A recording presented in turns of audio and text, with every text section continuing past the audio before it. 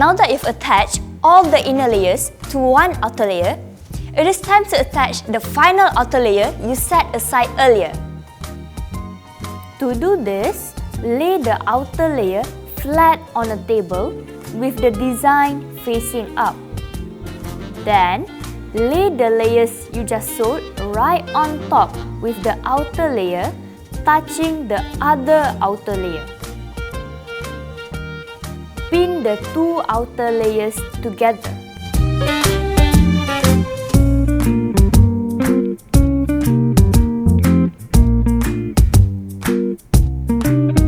Then, just like before, you can use a marker to draw a sewing guideline.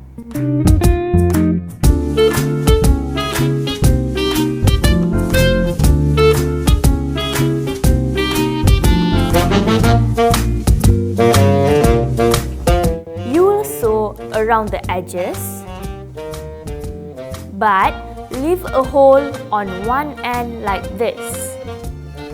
This hole will be used to turn the pad inside out later.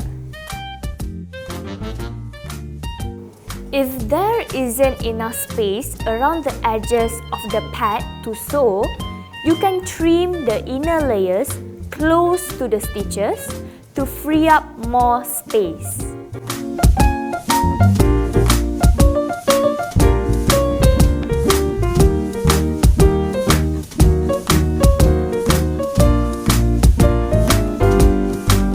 And just like before, you can sew them together using a sewing machine or by hand.